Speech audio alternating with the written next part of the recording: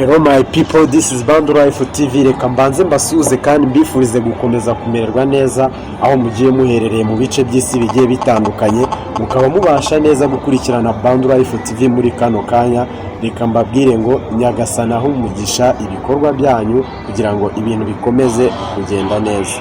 Umuntu mwantumye namubazaniye, ndi kumwe n'umutumirwa mwahoraga mumbaza, araza gutangira twibwira kugira ngo tuganire neza tuziranye. Namwe mushobora gukanda subscribe kuri Band Life TV cyangwa ukandika muri comment ikibazo wifuza kutubaza, ndetse umutumirwa wacu araza kugusubiza. Ntimuze kujya kure, ndizera yuko aza kutuganirira ibintu byiza kandi muraza kubikunda. Reka tumuhe ikaze. Akoze. Ni karibu kuri Band Life TV. Akoze. Mwiriwe mu tumunsi wagenze gute? Turiwe neza, amaso wagenze neza, ibintu ni amahoro cyane. Ko tubona unaniwe, waje n'amaguru cyane? Oya, ntabwo meze neza. Ni ukubera iki, warwaye? Ndarwaye. Ariko ntabwo watubwiye. Ntabwo birenze. Amazina nitwa Uwase Harriet. Uwase Harriet. Uwase Harriet ni muntu ki? Umuntu ugukurikiye muri kano kanya wambwira ko Uwase Harriet ari muntu ki? Uwase Harriet ni umukobwa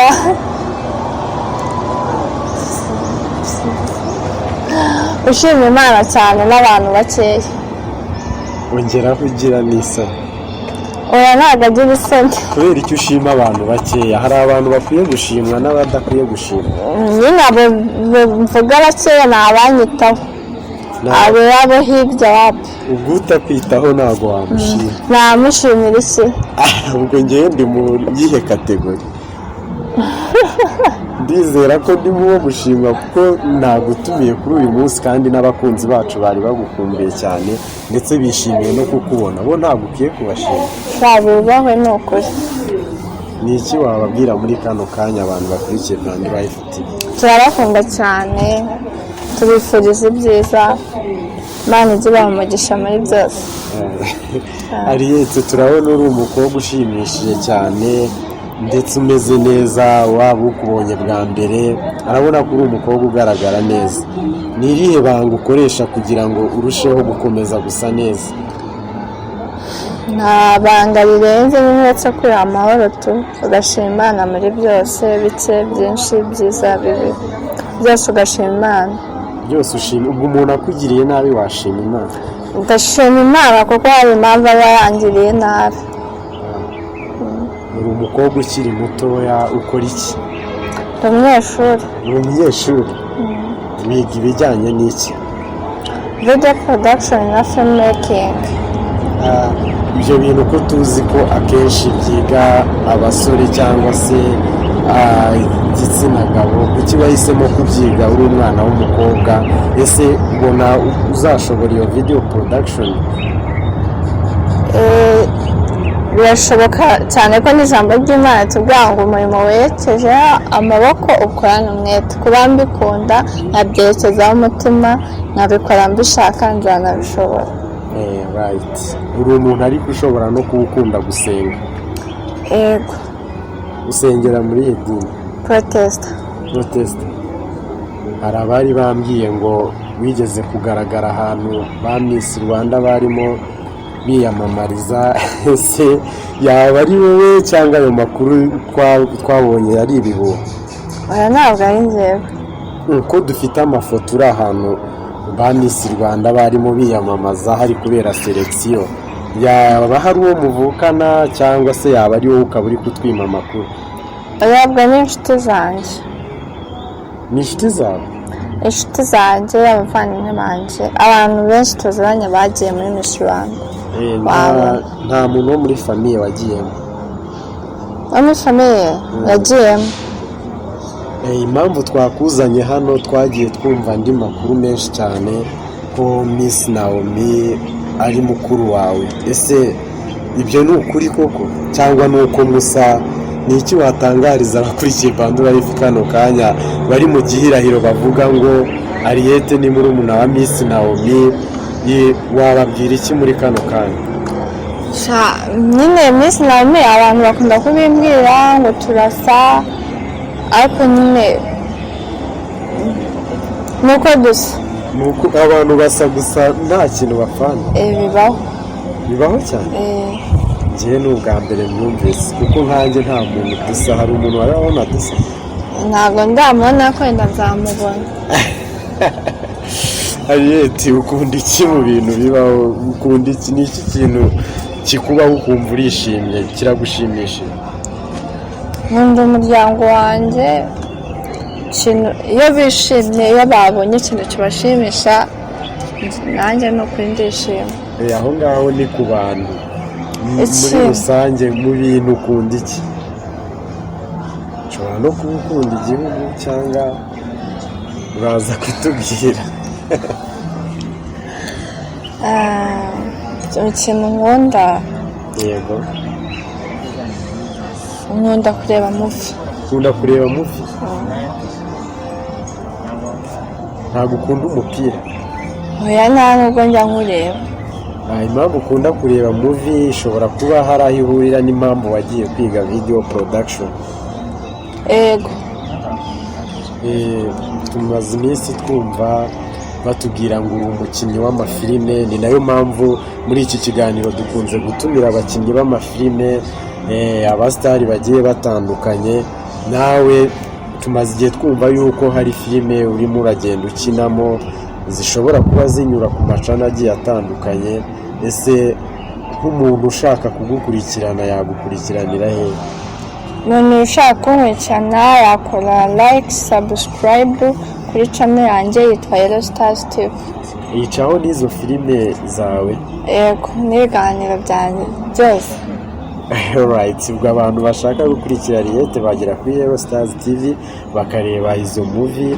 Usibye aho kuri Yellow Stars TV nta zindi seri wagiye ukinamo haba mu Rwanda cyangwa se no hanze? Oya, naje. Hazo?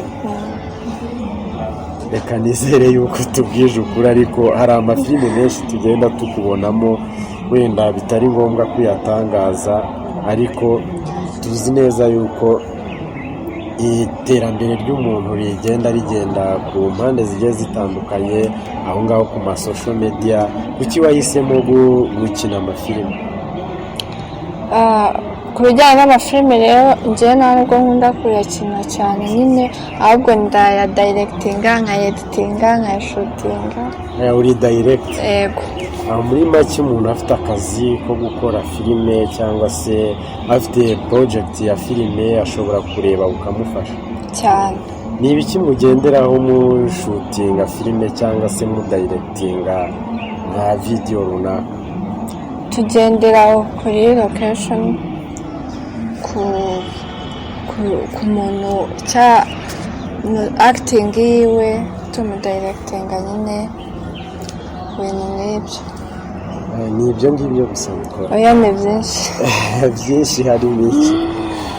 Ibindi dukora urabona, wenda niyo uri kudirectinga filime hari igihe nk'umuntu yakaba yakitinga runaka ariko ntabikore mu buryo ubyumva nka direct. icyo ukora nyine ni ukumugayitinga ukamwereka dawe yakaba yabikoramo. Nk'urubyiruko rufite impano zigiye zitandukanye, murufasha iki kugira ngo izo mpano zabo nk'abadirekita, izo mpano zabo mubashe kuzizamura? Ku kijyanye n'urubyiruko, twe dufite shuti ariko dukeneye kubanza gukoresha casting.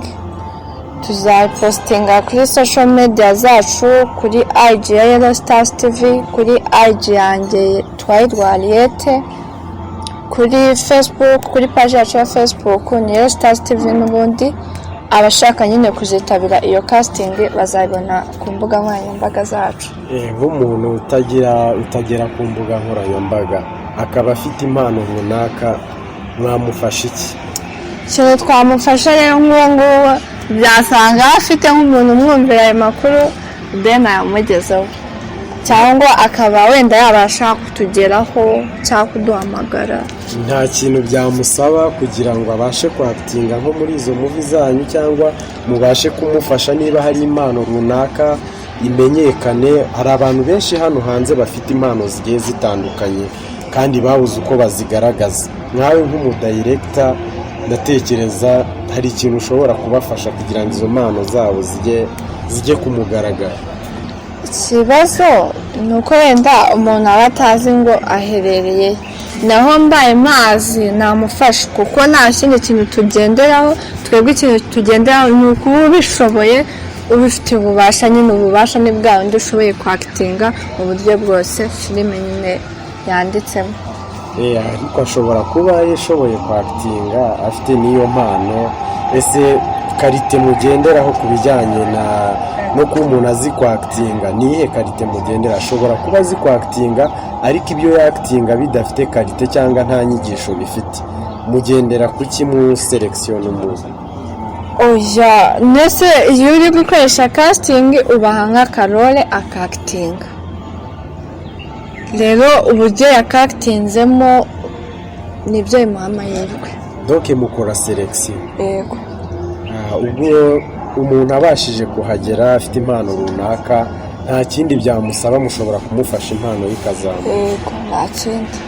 Ndumva mufite gahunda nziza cyane. Ni iki mugenera abantu bakuze cyangwa se abakiri bato? Izo muvi zanyu ziba zirimo inama zifasha ku rwego rwo hejuru ku bantu bakuru no ku bana no ku rubyiruko, cyangwa mwibanda ku rubyiruko gusa? Oya, twebwe muvi zacu ibintu byose zibigenderaho, abantu bakuru, abantu batoya, urubyiruko, bisangamo. Ibyo ni byiza cyane. Muri kano kanya ni iyihe nama wagira abakobwa bagenzi bawe batinya gukora nk'ibyo ukora, bavuga ngo biriya ntibabishobora, benshi batinya no kujya imbere ya kamera? Ni iki wagira nk'umwana w'umukobwa witinya muri kano kanya? namugiramo inama, cya mbere abanze yumve ko ashoboye, amenye icyo ashaka, deni agiharanire. Kuvuga ngo icyo uharaniye ukigeraho cyane, ugishyizeho umutima wawe wose. Ndizera yuko bagenda babikurikira kandi banabyumva. Urubyiruko rw'abasore muri iki gihe bakunze kuvuga yuko abakobwa ubundi mudakunze gukora, mukunda amafaranga. Uramutse uhuye n'umusore ari kuvuga gutyo kandi wowe uri umukobwa ukora, wamubwira iki?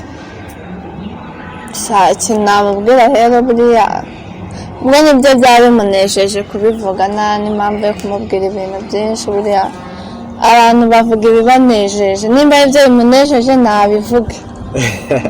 kandi amagambo menshi avamo ibicuma. guserera cyane. Ariete, ni iyihe nama wagira abantu muri kano kanya bafite imishinga yabo batari kubasha gushyira hanze bitewe n'ubushobozi? Wabagira iyihe nama? nagiramo inama rero, bakore cyane, bashake ubwo bushobozi, bashake abasiponsa, babasiponsaringe, nyine banasenga Imana, buriya nayo ijya idufasha rimwe na rimwe. Wowe gusenga Imana ntabwo ni ibya buri wese, ariko abantu benshi barasenga ariko ntabwo basubizwa kimwe. Ndabeshya se? ubwo nuko isaha yabo bitaragera. donc buri wese usenga aba agomba gusubizwa. cyane rwose. Ariete, ni iki wabwira abadukurikiye muri kano kanya mbere y'uko dusezera cyangwa se tugera ku musozo w'iki kiganiro? nabwira, ndabakunda cyane, ndabishimira, birenze kuri ibyo Yesu Kristo abagirire neza. kutababwiye kuzagaruka kuri Bandlife? Kugaruka byo ni nk'ihame. Wababwira iki bakande kugira ngo bagukurikire? Nabwira bakore subscribe, like na comment kuri Bandlife TV, bajye bakurikirana ibiganiro byacu bya buri munsi. Alright, reka mbashimire buri mwese mwari mukurikiye Bandlife TV. Uyu yari Uwase Ariete, yakubwiye naho ushobora kumusanga ukamukurikira, ariko kuri Bandlife TV nakagaruka. Ni umushyitsi wacu kandi dukunda abashyitsi, turizera yuko uzagaruka. Murakoze cyane, reka mbifurize kumererwa neza kandi Nyagasani abaho umugisha.